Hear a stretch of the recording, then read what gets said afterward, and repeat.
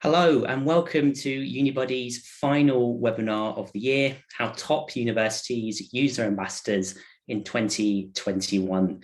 I'm Kyle Campbell, I'm one of Unibody's content managers, and today I'm joined by my good friend and colleague, Georgia Horsley. Georgia, do you want to introduce yourself? Yeah, hiya. Thank you for that lovely introduction, Kyle. I am Georgia. I am a customer marketing exec here at Unibody, and I also run our student ambassador training program, which I've been doing for the full 2 years that I've been here.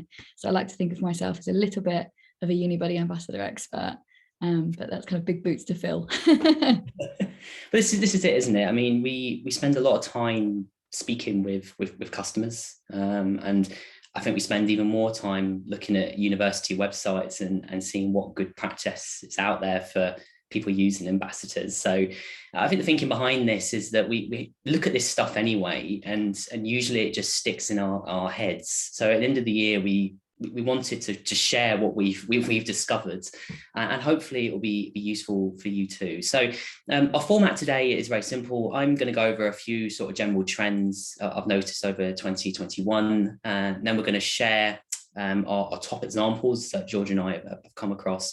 And at the end, we're going to try and work out where all this is going and what the future of peer-to-peer might look like. We may or may not be correct in that respect. Okay, so Jordan, has you got anything? I'm just going to crack on, yeah? Cool, brilliant.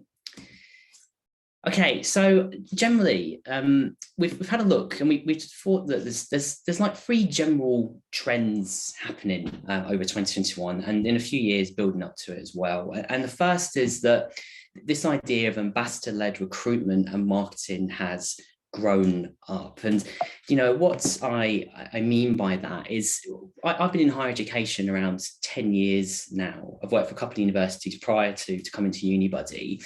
And when I first started in higher education, ambassador programs were sort of limited to a recruitment function. So it was mainly for open days, mentoring, outreach. But definitely over the last couple of years, and I think as a result of the pandemic accelerating this trend as well, we've seen ambassador recruitment and marketing adopted in different forms. And one of the forms that's become very mainstream now is having a very strong digital ambassador program. So these are the students who you put front of house on your social media channels, which helps you create user-generated content. And an example I came across recently that really struck me as quite incredible was what Buckinghamshire University is doing. Their digital ambassador scheme, when you land on their page, it feels like it's a recruitment site for somewhere like Google. It's a real sort of program they've got going on.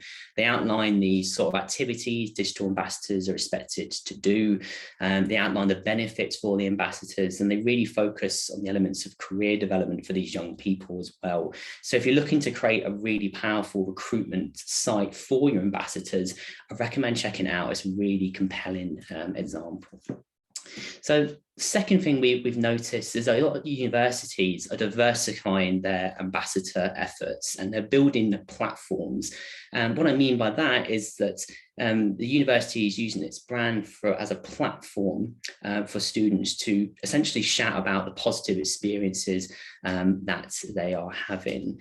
And it's not just limited to platforms like Unibody. Obviously, Unibody is a fantastic utility and it helps people connect on a peer-to-peer and chat level. But there's also other ways universities are augmenting that ambassador experience and really making the most of it. Two standout examples here that we've come across recently is what NTU is doing with its reviews. Now, NTU, huge university, huge ambassador presence, but they're also looking for ways to engage with peer-to-peer on a different level. And one way they found to do that is to pull all of their reviews from students into one place on its website. Now, in the past, a lot of universities were very cautious around this because if you've got a review page that is automatically updated with new content being added all the time, you do run the risk of getting the occasional bad review. But they've done the calculation and worked out that having like 4 stars and appearing imperfect is more believable and truthful than just putting up all the kind of shiny rankings that we're already used to. And something like this is very easy to implement. You just have to pull in all the various ambassador feeds, various review feeds that you have into one area, and you can power this by something called Student Crowd. So it's something that anyone can do. I've only seen a handful of people doing it, but it's a really compelling way to use your best advocates, pull together all the really good things they're saying about you in one place. The other example that I've come across in this vein and augmenting that ambassador experience is what Indiana University is doing on TikTok. TikTok's a really amazing platform, and it's gained a lot of traction over the last 2 years. And it's really interesting to see how universities are adopting this platform differently to how they adopted Twitter or something of the akin to this when it first came out. When Twitter first came out, it was mainly a broadcast platform for the university or a brand. But TikTok, most universities with presence on this app now have gone straight for the student angle from the start. They're not doing any kind of broadcast media on this thing.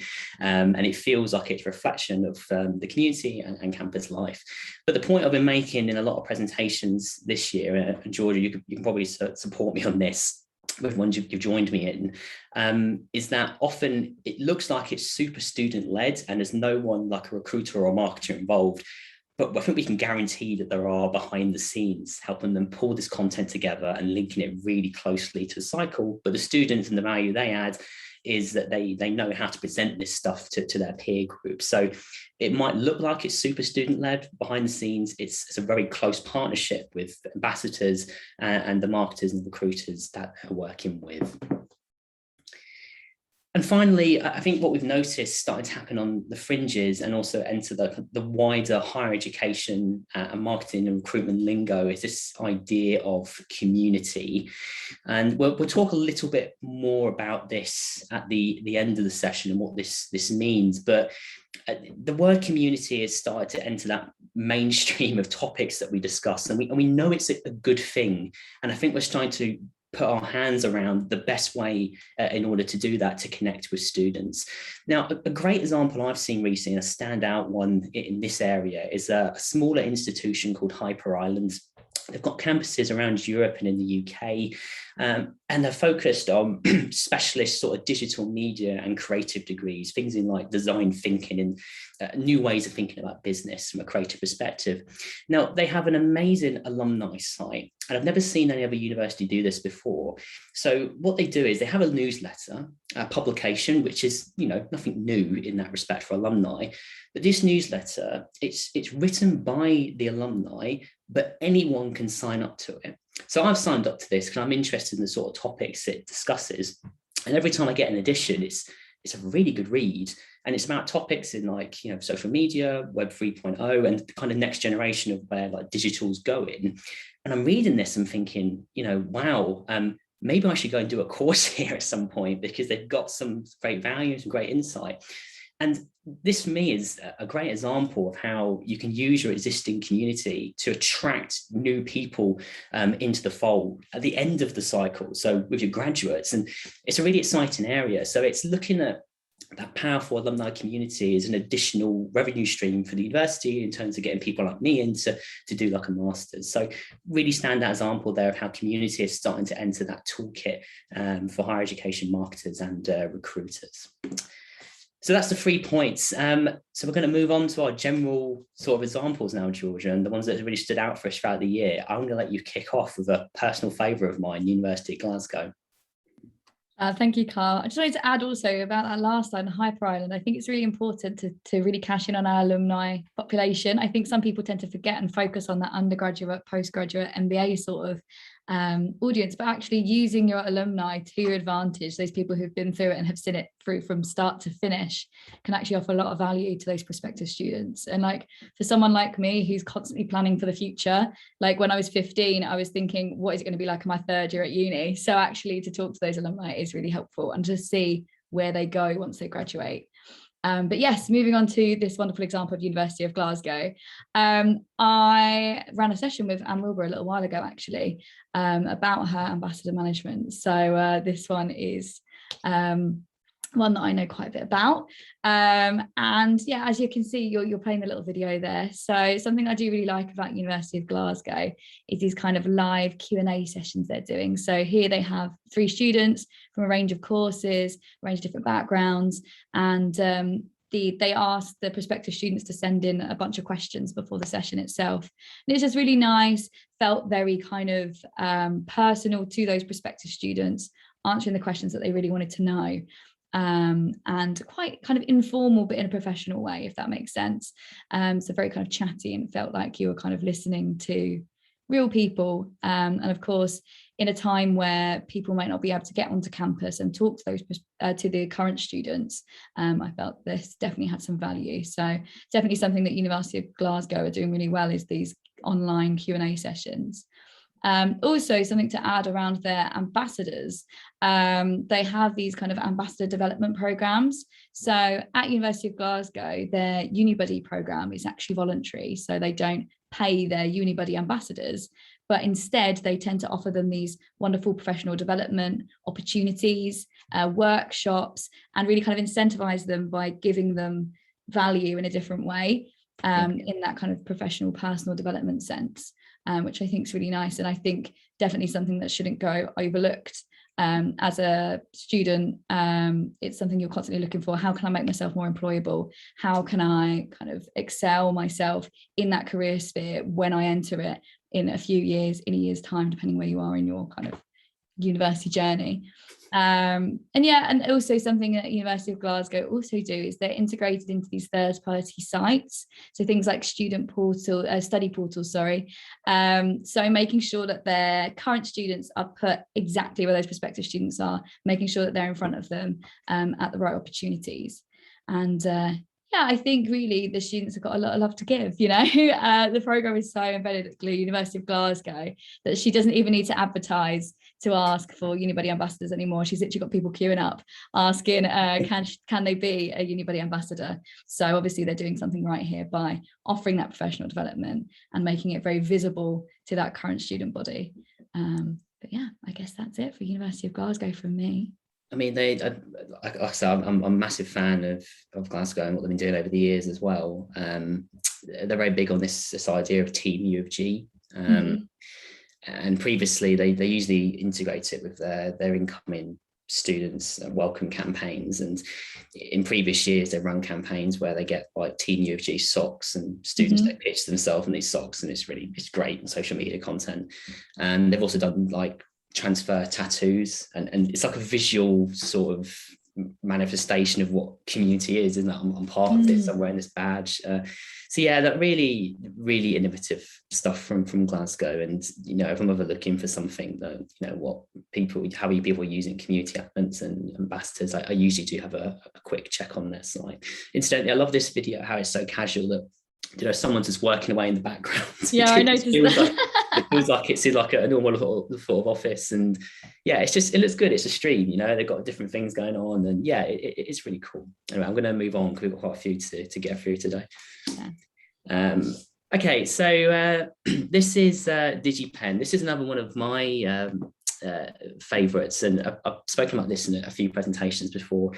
It's quite a simple idea what they do. They're a specialist sort of video game and digital media university, and I love looking at these niche institutions because they can go quite deep into that angle and offer like a lot of value in that sort of area of expertise. And if you are from a larger university, don't be put off by something like this, because you can still take these approaches at like an academic school level, or a course subject level. So it's, don't be put off. We're just talking about these sort of smaller examples, but essentially how these people, I've got really bad cough today, how Digipen add value to their ambassador programs. They have UniBuddy installed on their site, but they're always looking for ways to upgrade that relationship that they have with the student.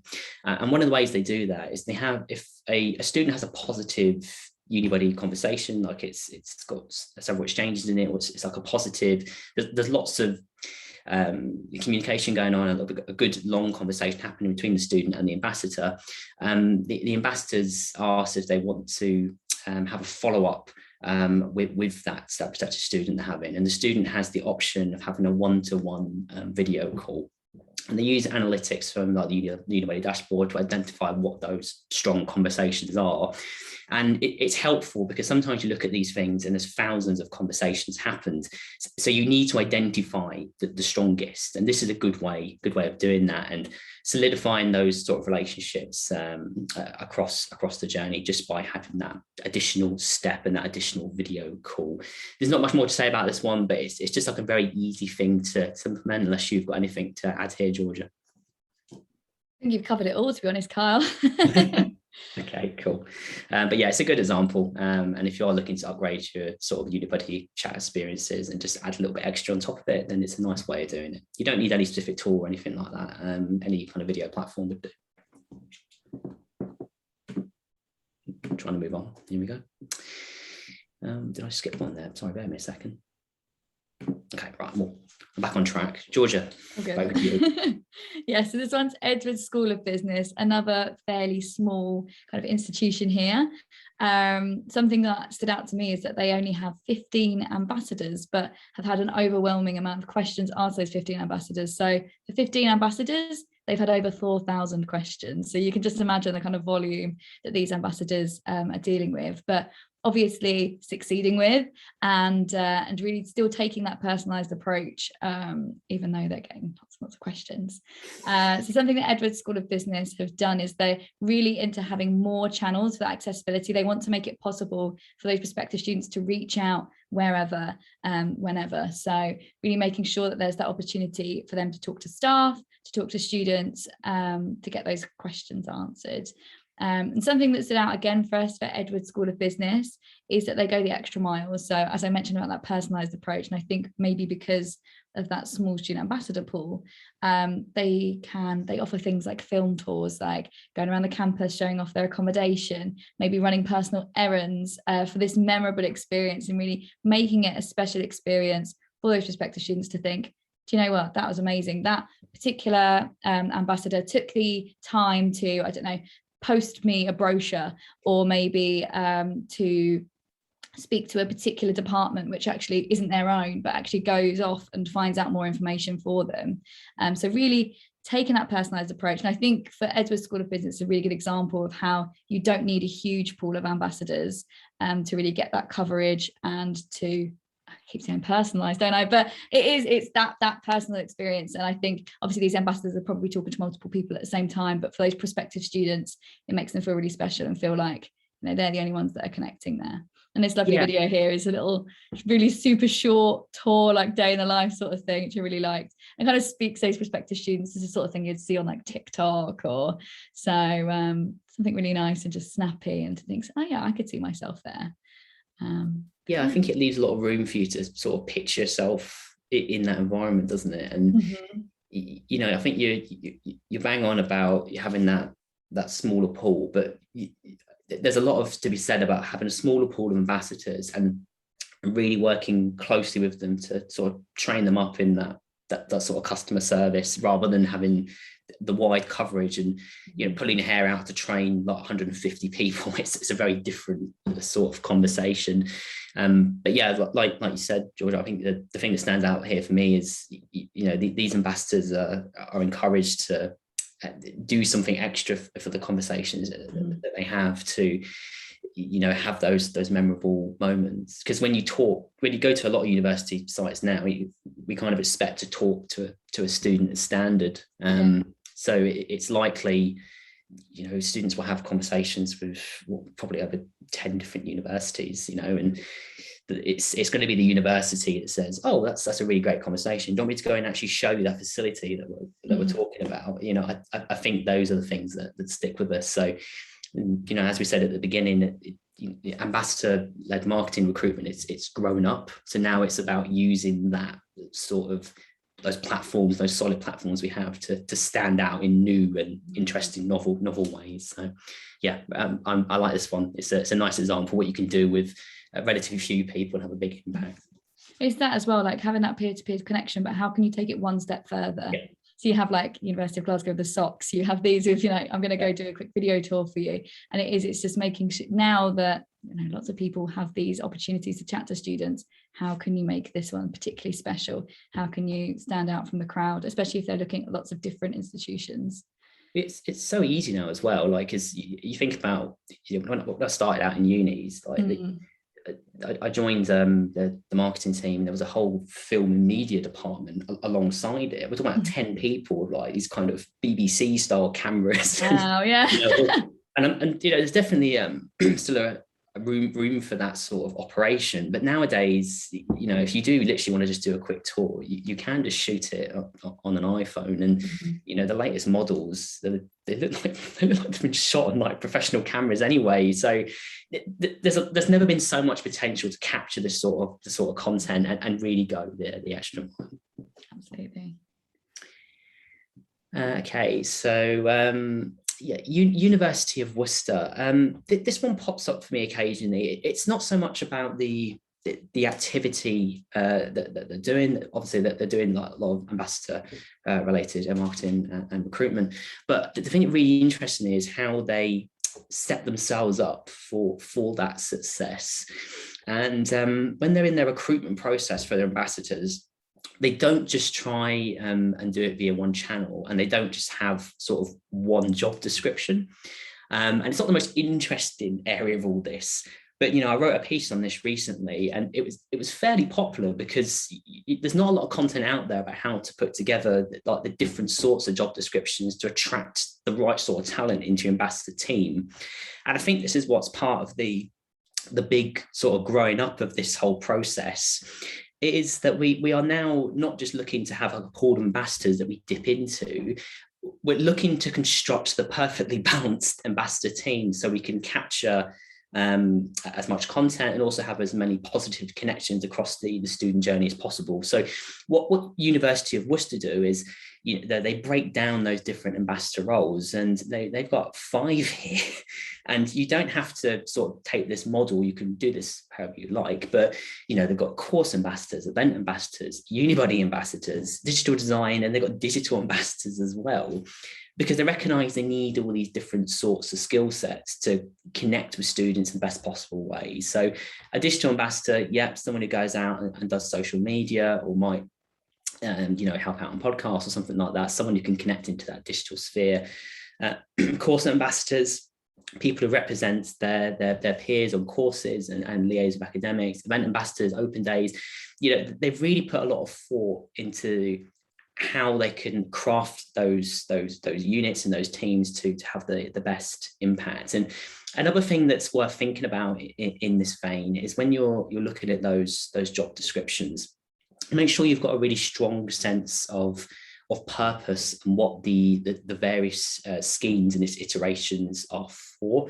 Some of the more successful universities we looked at, when they hand out their job descriptions, they've got a very good concrete paragraph at the top that talks about who they're targeting and what they hope to achieve for the audience, like their prospective students. So it feels like you're joining some sort of community collective that has a shared goal, and it just makes these things much more powerful than if you just put out a blanket sort of ambassador job description. It takes more time, but you might find that you unearth some really great dormant talent that's just on your campus already. And that's another point. Don't be afraid to actually reach out to people directly. You don't need to put out a job description and wait for people to apply. If you've got student influencers or students already have like a YouTube channel or already showing that they're interested in that sort of production level value thing, you can just reach out to them. And the majority of the time, they're probably going to say yes, because they tend to be quite early in that journey, and they're looking for ways to essentially be open to creating new ways of connecting with students and creating more content. So go down the job description route, but also don't be afraid to reach out to the top talent that's on your campus, or they'll just go and create their own thing anyway. So try and get it while you still can. Georgia, Queen Mary got a similar approach, haven't they? But they've also got some new value to add as well. Yeah, absolutely. So obviously, again, kind of segmenting their ambassador program. Something I just wanted to add about Worcester as well. What I really liked is that From an ambassador's perspective, actually, I think it really helps with that employability skills. As I was mentioning earlier, being an ambassador, you're constantly thinking, how can I make myself more employable? How can I gain more experience for when I graduate? And actually saying you're a digital design ambassador is so much more specialized than saying, oh, I was a Unibuddy ambassador. So actually being able to really specialize in a certain area and gain more experience and actually be able to put that on your CV can draw more ambassadors in, because they're thinking, that will look really good for me. I think it's really interesting because a lot of universities will tend to go down the route of in-person ambassadors or digital ambassadors, and there's kind of, that's it, there's just kind of these two different roles, but actually really breaking it down to these smaller ones can be really valuable. And yeah, so that moves quite nicely onto that Queen Mary example as well, where they've got their student ambassadors banded, and actually these different segments are almost like a little bit of a ladder. So you would start in band A and you could kind of make your way up to band C as you progress through your university experience. So they'll have like a band A student ambassador, someone who's like the face of Queen Mary, your typical kind of tour guide on open days, on campus, external events. They might go and do outreach activities, but they're the ones who are delivering and kind of just being that face and representative of the university. And that's kind of where you would start as a student ambassador. You can then move into band B, and then you've got these kind of pre-written content as part of the outreach activities and more kind of outreach into schools and things like that. And to be a band B, you would have had to be a band A ambassador for a year. So it's really cashing in on that experience and also making it a kind of progression. So being able to see that there's opportunities to progress within that particular kind of job role as such. And right at the end, you get a band C student ambassador, someone who's had demonstrable experience in teaching or delivering workshops. There's someone who's actually going to be developing that academic content that then goes and gets delivered. And I think it's just really nice that they have those opportunities for progression. These band C ambassadors tend to be people who are on PhDs, postgraduate. So actually, as a postgraduate student, you feel more valued rather than just being kind of dumped on a street corner and being asked to kind of show students around. Actually knowing that your skills can be used and utilized in different ways as a student ambassador, rather than just necessarily for some people, talking with those prospective students might be all that they want to do, but actually for those that are seeking more in-depth opportunities and opportunities to connect on a deeper level with those prospective students, actually being able to really produce that content that is going out into the schools and to the prospective students is a great opportunity. And also I think it's really interesting, just aside from that, at Queen Mary University, one of the things they do really nicely on their actual open days is they hand out these business cards, and if you're talking to a current student, you might be having a great time, but actually you've got lots to go and see around the campus. And they hand out these business cards and say, hey, let's continue this conversation on Unibuddy or online. And it just opens those channels. It opens the possibility for that conversation to continue, and it doesn't just stop at that open day.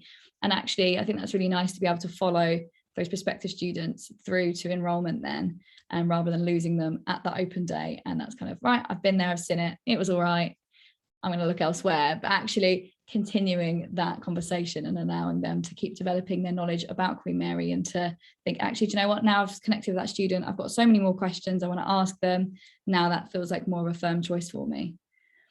Yeah, 100%. And I'm a really big fan of this banding, because you're going to have ambassadors who want to engage at different levels, and having it right up into the PhD level.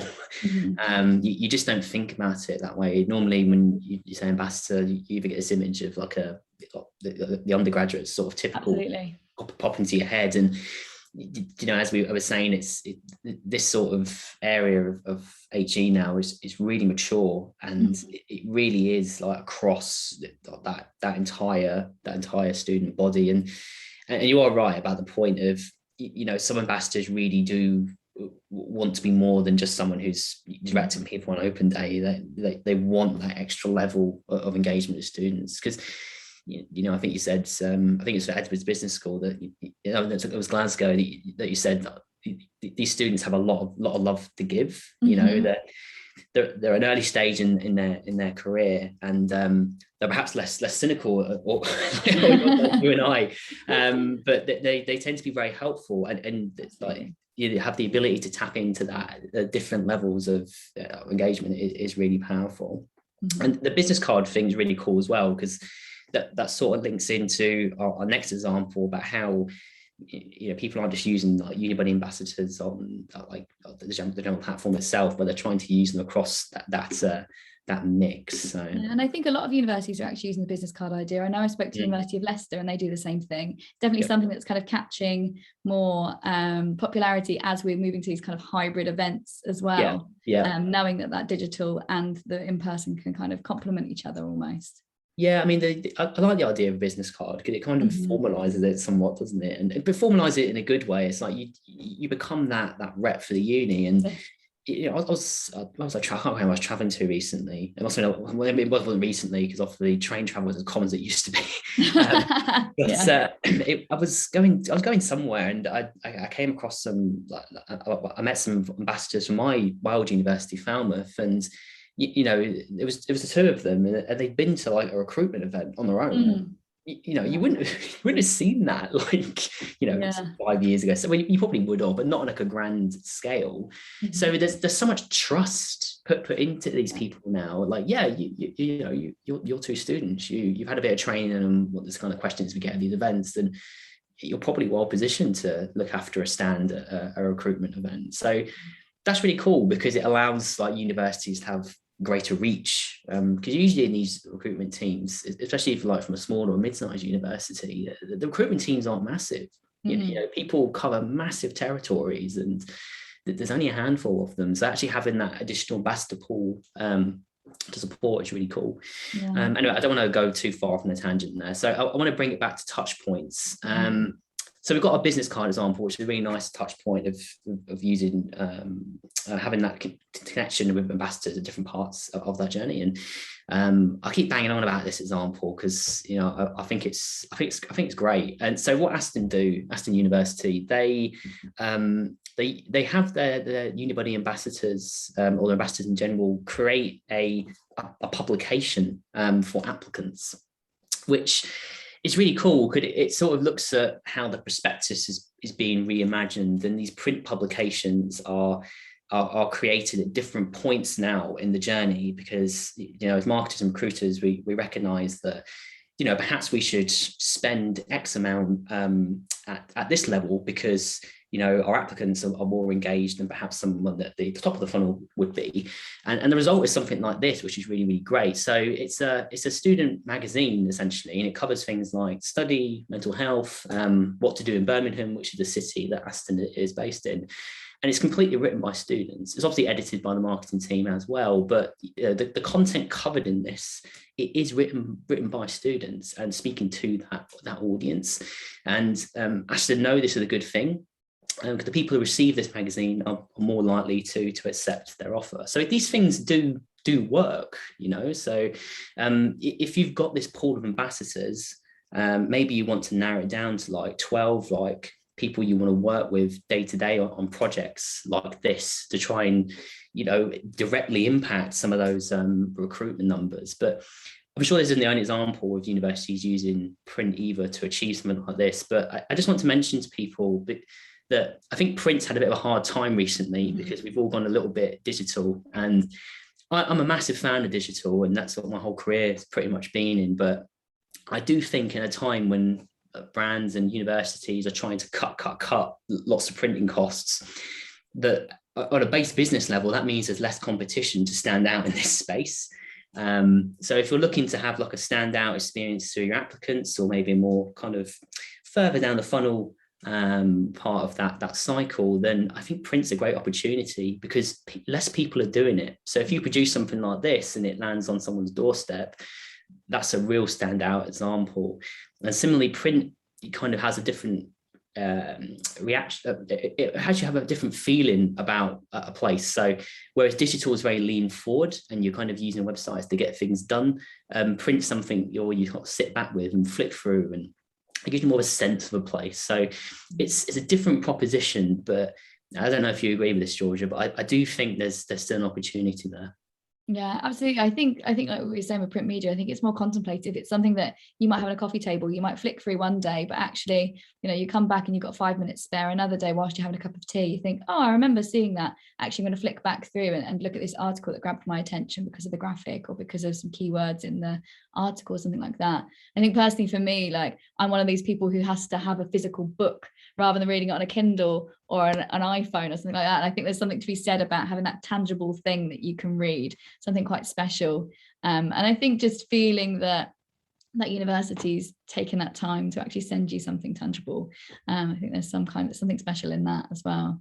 Yeah, no, I think it's definitely moving into that sphere of premium experience. And the prospectus is taking its own journey. And I think of Argos and IKEA kind of scrapping their catalogues. I don't think it's time to end the prospectus. I think a print publication still has a very powerful role to play. I'm just not too sure that a catalogue is necessarily the best approach. But if you've got a specialist institution, maybe it is. But if you've got a large institution and you've got hundreds of courses, then it's a hard thing to turn around every year, honestly. Yeah. I think something like this is easily digestible. And I think, as you kind of mentioned, it gives you a bit of a flavour of a place. Like you don't need to read a whole shiny prospectus about the place. Sure. You can just pick this short magazine up. It would take you maybe maximum half an hour to read the whole thing. But actually you get a real sense of what they're all about, what they value, what the kind of purpose of the institution is, and what the students are like. So yeah. Key takeaway from today: do more print. Yeah. Send us your magazines. Yeah. Okay. So this is Lakehead University. Moving back into the digital area now.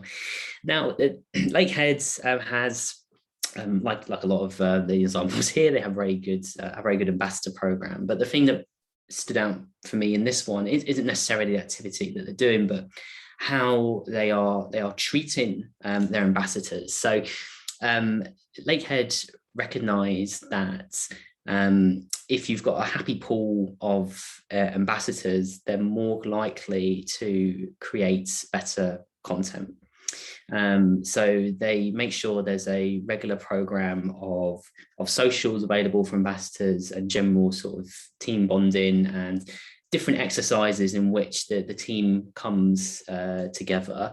And the person who heads that program up over there, he makes sure, he always refers to it as the ambassador family, which I think is like a really nice approach. Like, so rather than kind of treating it like just a process and get them in the door and recruitment, there's that really strong human element attached to it. And I imagine there's a bit of budget put behind that as well. But I guess my key message with this is don't just focus on, the task at hand and running editorial meetings and personal development. Make sure there's time for these, very talented young people to socialize and recognize they're part of something larger rather than just the work itself. So yeah, no, really, really powerful one there. I recommend having a look at what they're doing on their site at the moment. I think it's like with any job as well. I feel like if someone feels valued, they're going to do a better job. Yeah. So I think knowing that, spending that a little bit of time, maybe a little bit of budget on your ambassadors to make them feel valued and make them feel part of that family, part of that community, goes a long way in that, they'll want to do better work for you. They'll want to work more hours. They'll want to put the extra effort in to go that extra mile. Yeah. And it's increasingly is like a job, isn't it? And, I remember when I was at university, I wasn't doing anything really cool like this. It was any kind of part-time work I can get. I would have bit someone's hand off to do something like this. And, they are properly professional, positions. And students get out what they put into them. But, really, if students are interested in going down that sort of brand ambassador route, or, even like working in like a digital focused career, like doing something like this is, in a lot of ways, just as useful as like a standard internship. And often they're better because the people running these programs understand that you're a student and you probably need a bit of time to work on your studies as well. So these programs are definitely a good route for people nowadays. Absolutely. Okay, Newcastle University. Yeah, so actually, obviously, we're talking about print content a moment ago, but actually now going full 360 and going back onto that digital content, something Newcastle does really well is their blogging and their vlogging and their student created content. A lot of their content is very student centered, kind of speaks to the prospective students about how it is to be a student.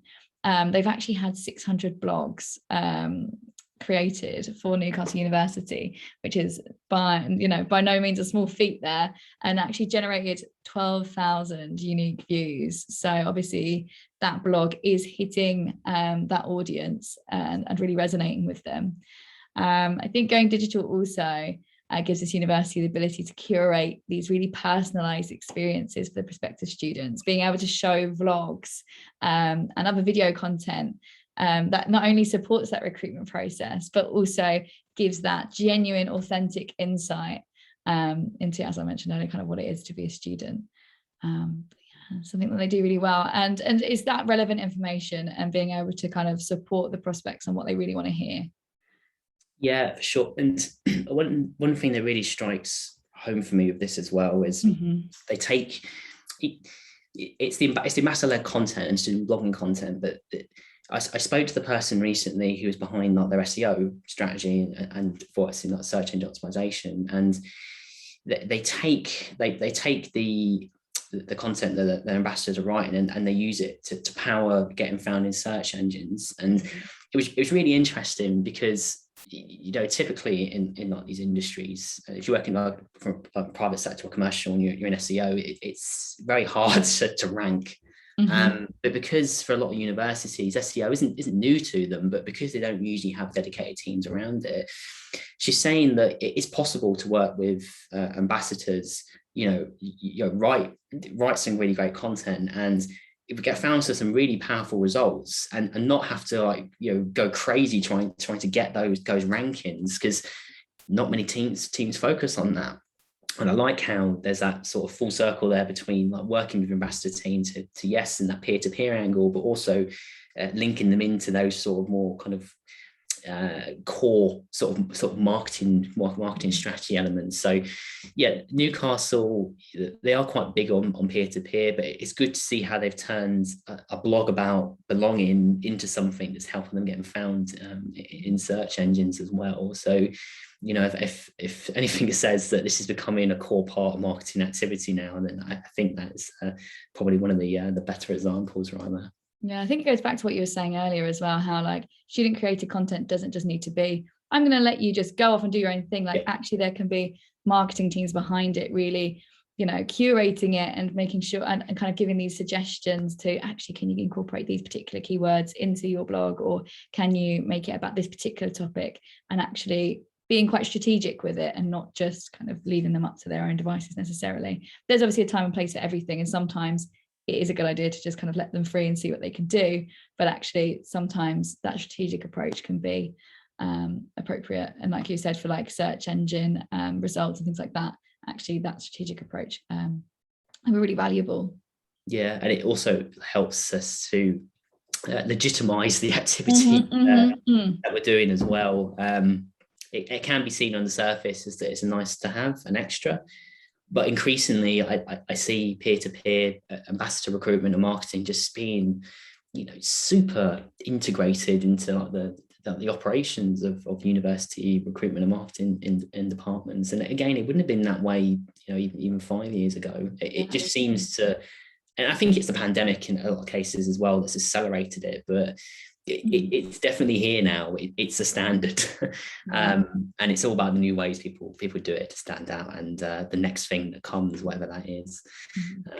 So I'm just going to move on to the next one here. So I think this is our last example of the day.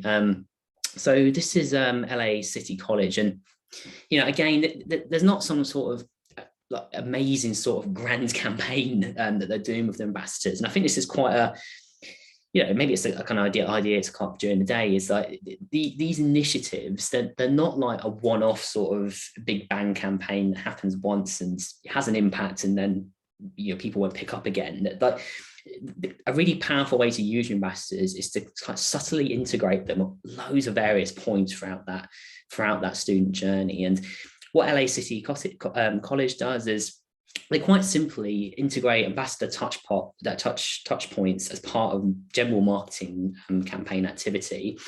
And as we move to consumers and Gen Z specifically demanding personalization, and I mean by that not just like having your personalized name on top of an email, but I mean like when I receive content, I expect it to be sort of tailored to me. This is actually a really good way of doing this without a really expensive tech stack. So all they do is when they do like marketing communications, they make sure that there's a touch point to connect with an ambassador every time. And that's it. And they found that by doing this, their communications, the greater click-through rate, there's much more engagement with them, rather than the university, the college just pushing what it wants to push. There's much more of a conversational element around its marketing communications as a result. And I'm sure, Georgia, you've probably seen examples like this at other universities as well. It's not a standout thing, but it's definitely a nice thing to do, and an easy thing to do as well if you're looking to embed that ambassador-led approach across your communications. Yeah, and I think something I've seen before is that strategic placement of pop cards. So if you're using Unibuddy, you get these little pop cards or buddy cards that can pop up on certain pages, and you can have them wherever you like.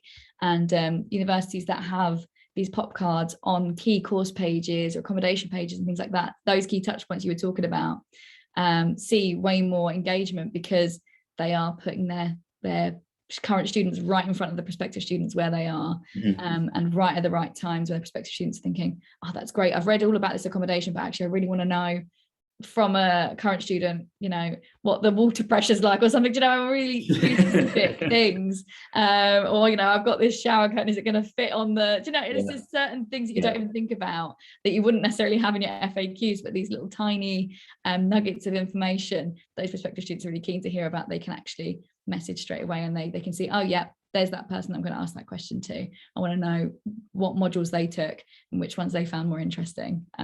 You're completely right. I can't take credit for this phrase, and I wish I could, but I can't remember who even said it to me. But they said your ambassador activity is essentially answering the questions that can't be answered by a Google search. Yes, that was so cool. Yeah, and you're right. It's a shower curtain. It is. I remember I had like a washroom when I was at university, and I was like, I've never had something like that. Like, I need to find out, how does this work? Where do you get microfiber towels? It's just like finding out how it all works. These little tiny things that actually is so valuable, and kind of reassure those prospective students, particularly the ones who have kind of accepted offers and things like that, where they're at that point in their journey, just finding out, what do I need to bring for Freshers Week? Do I need to bring like costumes and things for freshers activities, just those little things that mean so much. And you can't create a web page on that, can you? No, exactly. There isn't a web page that's going to say, actually, do you know what, nobody actually really dresses up for these things. So you might turn up. I remember when I was in Freshers Week, I ended up coming in full costume, and then no one else did, and it's just like, if I'd have had Unibuddy, I could have asked, found out actually, no one really dresses up, they just put a bit of makeup on their face or whatever. Just those really authentic, genuine experiences that people have had that they can then share and pass on to those prospective students and save them embarrassment. That's it at the end of the day, isn't it? And getting the wisdom from that community before you join it's worth its weight in gold, I'd say. Absolutely. It's just like I always said, it's like having like an older sister who's gone to the same university as you. Some people will have that, and they'll be like, oh yeah, like this is the advice. But actually, if you don't have that role model or that mentor, then you can miss out on certain nuggets of information that you would have otherwise. Okay, I've got about 10 minutes left, so I think this is our last example here today, and then we're just going to wrap up, I think, and answer a few questions that have come in. So just to whistle stop tour on Fisher College really quickly. So they are a small private school, but something that is really important to them is that they spend their money really carefully, because for being such a small private school, they want to make sure that whatever they're spending money on is going to bring value. And they are actually one of our Unibuddy Discover partners. So they're on Study USA. So it's a partnership that we have with an external company. And basically it means, again, putting themselves in front of those prospective students where they are. So it really helps with their international recruitment. People who are interested in studying in the USA would have no idea where to start. They see Fisher College and they see these representatives there. And it really helps target those specific regions. So someone who's quite budget conscious, really thinking about being strategic with where they're putting their money, whether it's on those domestic students, whether it's in international recruitment, and really making sure that they're tailoring it to the place where those particular kinds of students you want to aim to are going to be. And here's their lovely students having a little chat there. But yeah, I think I mean, you are right. I think looking at this at different parts of the journey is important. And, originally a lot of peer-to-peer stuff was focused around people arriving on a website and then connecting, but partnerships like this allow us to deal with students who are right at the top of that journey. So yeah, just another way of thinking about it, isn't it? It is. It's really reaching those kind of top of funnel discovery stage students, the ones who are thinking, do I want to study where I am, or do I want to study in USA? Do I want to study in Europe? And actually catching them right at that beginning and catching their attention. Yeah. Okay.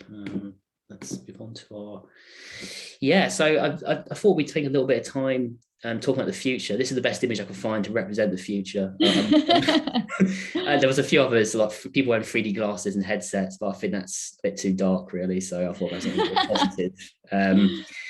So yeah, I think with the future and where this is all going, I mean, we could quite easily sort of go, yeah, it's all about the metaverse and stuff like that. But I don't really want to go into that today. I think what we've spoken about throughout this is this sort of emerging role of community. And I think a few brands now are trying to get their arms around this thing and work out like what a community is and how that can benefit students over the typical sort of one-to-one interactions. And when we speak about community, I think what George and I want to hammer home is that a community isn't like a LinkedIn group or a Facebook group where the owner just posts loads of links. It's about you identifying a shared purpose for that community as a university, helping them achieve that goal and that objective, and then hopefully taking a step back. And I know, Georgia, you've got some personal experience around communities, and would you be happy to share that story? Yeah, absolutely. I think something me and Kyle were talking about actually in the prep for this webinar is when I was a teenager. So I'm type 1 diabetic, or I have type 1 diabetes. And as a teenager, I felt really alone, and I actually created my own community on Facebook. And it started as just a few people that I kind of knew in real life, and then it built and built and built, and now we're up to about 1,000 members. But the real important piece of this is that it almost became sustainable itself. So although right at the start I was the one who was constantly posting discussion topics and starting to get people talking, actually now it runs itself. Like, I barely go on there, people are constantly talking about the things that they want to bring up. I've kind of created this almost safe space where people feel open and encouraged to kind of post on there, and that they kind of won't get judged for what they post or whatever. And yeah, I think if you create a strong enough community where you create that sort of atmosphere, then you can just let it run itself eventually. Obviously this has gone over years and years and years, and it does take time. As I mentioned, posting those discussion topics and things for the first few years or so, but actually eventually if you stick at it, it does become kind of it manages itself. Yeah, and I think as like the founder of a community, your sort of end goal should be to exit. Yes, absolutely, and that's the point that I'm at as well. I'm kind of you're looking for an exit now, aren't you? Yeah. Now 24, I'm a bit old for it. No, you want to kind of move on to something else, don't you? But it's this idea it's self-sustaining and people support each other. And in an open group like a community, it's very visible. And peer-to-peer, one-to-one conversations are amazing. But actually seeing people as a unit and as a community, as humans are supposed to be, helping each other is very powerful, especially when that community is connected to your university. And a good way for me, I'll wrap it up on this, and then we'll just go through a few questions you have to come in. I try and think of it like an island. So the platform you build your community on is like the earth, the actual island itself. But you need to look at ways to kind of get inhabitants to move to your islands. Like, what are you going to create for them? Why should they live there? What are you going to do to keep bringing people back Are you just going to put up a bunch of billboards that probably won't move over? So you need to think about what that pool is long term for you. So my advice to people over the next year is try and get your head around this and look at how you can integrate community across that student journey. And if you get it right, it'll be a great sticking point for your prospects and for your current students. Okay, so I'm going to just go over this really quickly because we've started our own community at Unibuddy, use our own community platform. I know some people here today are probably using community, our product. We've created one for marketers and recruiters, and in the same vein, we just want it to be a place where people come and learn and grow together. So we're not going to post any spam in there and links. And we're already having some really nice conversations about the metaverse and all this sort of weird and wonderful stuff that could impact HE, but further down the line. You can come in and share your projects, get support. There's only a few of us in there at the moment, but we're all quite lovely. So please do come and join us. We'll send you an invite after the webinar. And if you wanted to sign up to hear like our newsletter, it's just Unibuddy/the chat, and we share stuff similar to what we've done today, really. Go through examples, good practice in ambassador-led marketing recruitment, and you can get that to your inbox every 2 weeks, plus some general global insight from all the Unibuddy data that we have as a company. What are popular sort of topics over the last 2 weeks and things like that, just to kind of power your own marketing and recruitment. So I noticed there's a few questions come in. I think we'll do our best to answer them. Let's just have a wee look. So the first one is about the Aston University magazine. So their addresses, I imagine they get their addresses from their actual applicant data, because the magazine is only for applicants, it's not for prospective students. So I imagine if they did it for prospective students, it would be a very costly exercise as well. So I believe those addresses just come from the applicant data that they collect. Is any others in here, Georgia, that was worth picking up on? So I really like Paula's question here. Do you all have a dedicated member of staff to look after your ambassadors? Great question. I think something like that would be great to discuss on the community group. Obviously, myself and Kyle aren't working at a university, but I think, to have those discussions with other universities, I think are really valuable to find out kind of whether it's part of their day job or whether there's, a specific team for that. And obviously every university is run differently, but there's going to be at least one university out there which runs it similarly to you. I think some really valuable discussions could be had around that on that kind of group. Absolutely. And in terms of getting access to this community, I will send you the links in a follow-up email. We haven't posted the links publicly because we want to make sure that we get the right people in there. And this is the kind of foundation of a community. You don't want to kind of just like post it on like general internet. Everyone floods in, or hopefully. But we'll send you like a tailored link and instructions to how to use the platform and where you join. A few comments in there about showers in university halls and solidarity there. That's a good point you made, Georgia. And so there's general, it's a nice little bit of love in here as well. That's really cool. I'm glad you all find it really, really useful. We love doing this sort of thing, and we see this stuff all the time. So it's really good to share it in a public forum. The newsletter, all you need to do is go to unibuddy.com/the chat. And you sign up there and you'll be sent a welcome email, and then you'll get the next edition. The last edition just went out, so you've got 2 weeks, unfortunately, but we are looking to increase the frequency of that perhaps in the new year.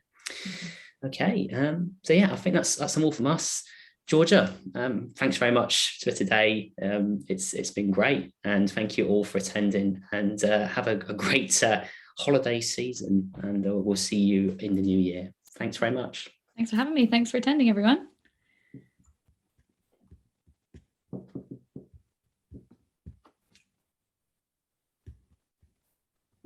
Lots of love in the comments there. It's nice.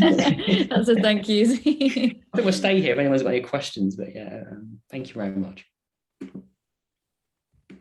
And if anyone did have any questions afterwards, you can always pop us an email. I'm Georgia at unibuddy.com, and Kyle is Kyle. Yeah, mine's pretty simple. Kyle joined once they started adding surnames, so Really? Your email. Yeah. Mine's georgia@unibuddy.com. And there's Kyle's. But of course, also you can pop your questions on that community. And we'll be happy to answer them there as well. Okay, I think we'll leave it there. Right. I will see you all later. Thank you very much all for coming. Thanks. Take care. Take care. Bye.